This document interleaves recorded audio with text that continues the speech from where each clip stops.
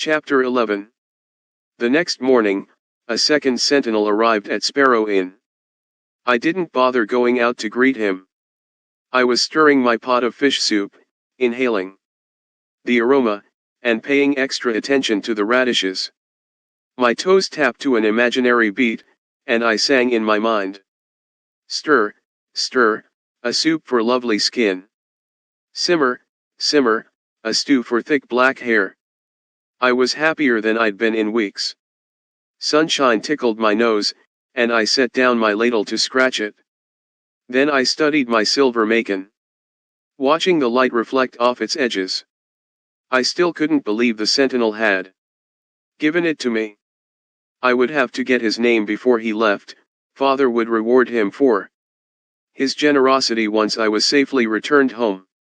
After my soup was served, I would leave. By tonight I would be far from this place. But as I set the soup bowls onto a tray, the new sentinel's blade slammed against the outer wall, and clay tiles shuddered down the roof. "You dare try to cheat me," he roared. Forgive me, my lord," pleaded Mrs. Danon. I wasn't thinking. My song came to a fragile halt, and I glanced outside, peeking through the window shutters to see what was happening. "Order your guests to come forth into the hall," commanded the sentinel. "I want everyone present."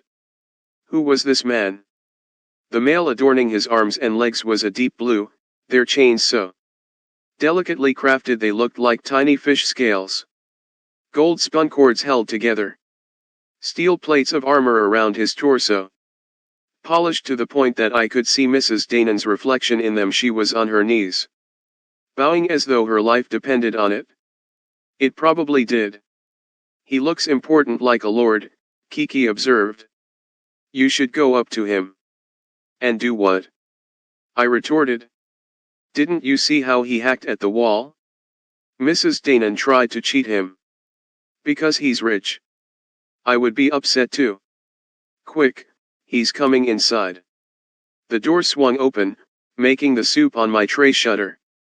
Unable to contain my curiosity, I crept outside the kitchen to see what was happening.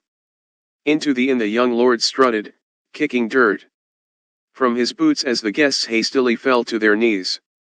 His eyes were a dark, slippery lacquer, and thick muscles corded his neck as he surveyed the inn. Then, with a grunt, he swept to the other side of the crowd. "He's looking for someone," I realized. "Maybe a bandit," Kiki suggested. "Or a runaway servant." I didn't reply. This man was no ordinary sentinel. He was a high sentinel, likely the son of one of Father's warlords. Was he here for my brothers and me? With a sharp breath, I plucked Kiki off my shoulder and hid her in my sleeve. I started to retreat back into the kitchen, but the Lord heard me. He whirled, pressing his blade's edge against my neck. "Show your respect." "I will not ask." Again. I'd never knelt to anyone except Father. Working in the inn had worn down my pride, but whatever shred I had left refused to let me stoop to this cruel stranger. I looked up at him defiantly, and a flicker of anger passed over the young lord's face. "Take that bowl off your head." Without warning, the flat of his sword smacked my head, and I stumbled, dropping my tray. Soup spilled, hot splashes licking my ankles. I bit my lip until the heat passed, but I didn't move to clean the mess. When I clambered back to my feet, the young lord raised his sword again. Consternation and the slightest glimmer of fear lingered in his narrowed eyes. He'd been expecting the bowl on my head to break. "What manner of demon are you?" he demanded. "Her name is Lena," rang a familiar voice from behind me, "and she's not a demon." It was the sentinel who had arrived yesterday. He fixed his gaze firmly on the newcomer. "Have you come all this way to find me, cousin, or are you here to bully innocent villagers?" "Cousin." I did see a resemblance, now that I knew to look. The two men were of similar height and build, sharing the same proud shoulders and unwavering eyes. But they might as well have been spring and winter, so different were their demeanors. It is a sentinel's duty to protect Kyoto from demons, the Lord bristled. I know a demon when I see one. Dark energy surrounds her. Enough of this superstitious nonsense. There are no demons in Kyoto. You are a high sentinel, not a high priest. Put away the sword, Taken. Taken. Startled, I scrutinized the Lord as he sheathed his sword. Emblazoned on his scabbard was a rabbit on a mountain, surrounded by 5 plum blossoms and a white full moon. My stomach somersaulted. Even though I had never paid attention to my heraldry lessons, I knew that 1. It was the Bushian family crest. And Taken was a name I'd spent years avoiding. The name of the boy I was supposed to marry. The world rattled into focus. This was my chance. All I had to do was show him I was Princess Shiori, the Emperor's daughter. Within days, I'd be back in the palace. But my wits held me still. I'd met Taken once. Just once, when we were children. I didn't remember anything about him, what he looked like or sounded like, but everyone always assured me that Lord Bushian's air was earnest and kind. Lies. The Taken I saw before me now did not look kind. His black eyes were hard and cold, and there was something threatening about the way he moved, like a hound on the hunt. Not a demon, you say? Said Taken with a sneer. Demon worshipper, then. Even worse. He stalked across the room, addressing the villagers. You've all heard of those so-called priestesses of the holy mountains, keeping their dark magic secret from even the gods. This little mite looks like she could be one of them. What dark spirits could she be hiding under that bowl? That's enough, said the other sentinel, irritation edging his voice. That's just a tale, and she's just a girl. She meant no harm. Just a tale. Taken repeated. Funny of you to say so, cousin. The sentinel merely glared. No one knew what business the two had, but the whole inn had gone quiet, and the air was thick with tension. I was barely aware of the dozen villagers around me, all with their faces pressed to the ground as if the walls were crumbling. I stirred uneasily, shifting my balance from one foot to the other. I was sure Taken would punish his cousin for his impertinence. Instead he spun away, as if forgetting me entirely. Gather your things, Taken growled to the sentinel. I'm to take you home. As Taken stormed away, I slipped back into the kitchen and scooped up what soup remained in the pot. I poured it into a bowl, almost spilling it once again as I hurried out the kitchen door. I had not expected Taken's cousin to be right outside. He caught me by the arm, steadying me before I crashed into him. In a rush to leave.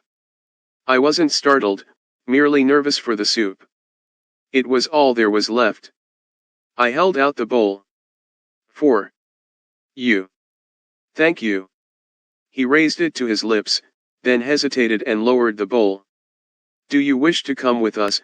He asked, so quietly only the two of us could hear. We're headed south to Iro.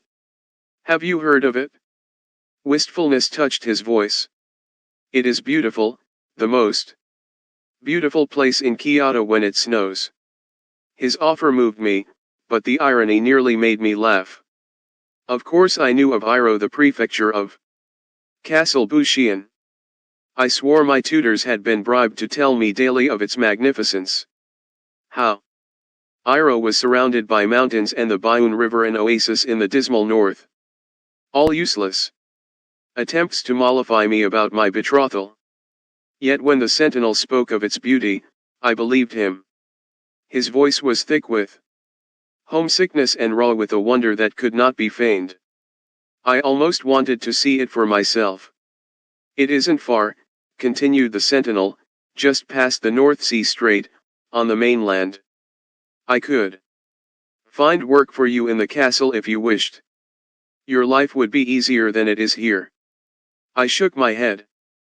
Much as I liked him, my mission was to find my brothers. Besides, I wanted nothing to do with his cousin Taken. Disappointment tugged at the young sentinel's mouth, but he drank the entire bowl of soup.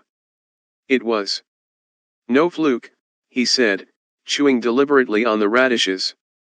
I took his bowl, assuming he was finished and would leave, but he uncaught a tasseled blue charm from the fan on his belt. On it was a small silver plate with the word courage. If you do find yourself in need of work, show this at the castle gate. The guards will not hesitate to admit you. He offered me the charm, but I wouldn't take it. It was a thoughtful gift but utterly worthless to me. I reached for his dagger instead, sheathed beside his sword. You want that? Surprise, then mirth, touched the sentinel's warm eyes. You're a brazen one. All right, keep it. But stay off the roads at night. Bandits grow bold, with many of the sentinels away looking for the royal children. He hesitated, then attached the charm to its hilt before giving it to me. Try to be careful. Our fingertips touched, and my heart gave a little skip. I'd never gotten his name. But when I looked up again to ask, he was already gone. I went to the window, watching his horse until it disappeared down the narrow road beside the sea. Once he was gone, I slid the shutters closed and didn't give the sentinel another thought. There was too much to be done, now that I had the means to leave. That night, when everyone was asleep, I loaded an empty rice sack with as much as I could carry: some pickled vegetables, salted fish, freshly grilled shrimp. I wished I'd had time to prepare food that would last me the full journey, but I couldn't be choosy. Come dawn, when Mrs. Danon woke and discovered there was no soup simmering on the stove, I would be long gone.